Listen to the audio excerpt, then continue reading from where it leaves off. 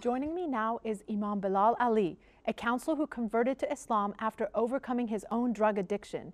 His organization, Malata Islami, provides a recovery program to combat alcohol and drug addiction while reflecting Islamic principles.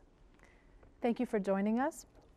Can you share with us your own journey into drug addiction? Like, how did it start and what did you go through? Well, we refer to addiction as the fallen human condition, and my story is not unlike anyone else whose life has gone off on that miserable path. I like to really reflect on the conversion to Islam as having been the main remedy for my problems, and I think most people who have gone through the addiction that is tolerance, dependence, and then obsessive compulsive behavior that addiction brings with it, their stories are pretty much nightmares, and mine was not unlike that. You just mentioned that it was converting to Islam that helped you deal with your drug addiction? Well, it did. It was part of the formula. However, and this is crucial, that one has to become clean and sober for some period of time for a true conversion, a reversion, as we say, revert to Islam can take place. So I had been clean prior to making my declaration of faith to Islam, but as I stayed sober and grew in my practice of Islam and knowledge and faith of Islam, then it was a twofold process of recovery and faith in Islam. But how did Islam help guide you during that difficult period in your life? Very simple answer to that question. In no uncertain terms does Almighty God, Allah as we say, in the Quran strictly and unequivocally forbid intoxicants. And that was the appeal for me. Having been raised as a Christian, sure, we were encouraged not to, consume intoxicants, but being exposed to Islam and the Quran, it was strictly forbidden. And for a guy like me, that was something that I needed. A very strict So you needed measure. the structure. That's correct.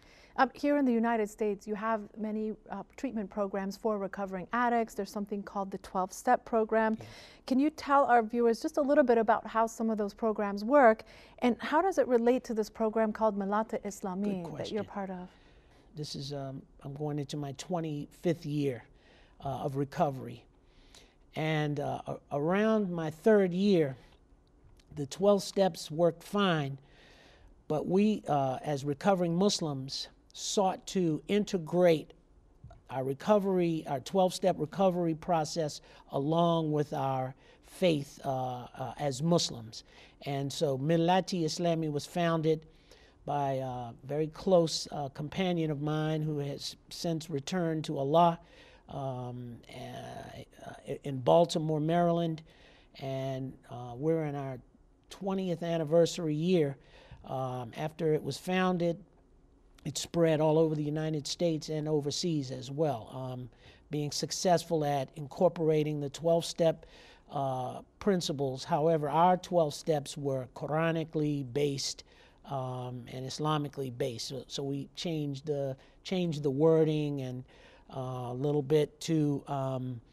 So if I understand this correctly, recovering addicts were the ones who helped to start really this program because they felt a need to have faith in this program that did work, but they felt something was missing? Well, the founder was a recovering person, a recovering Muslim himself.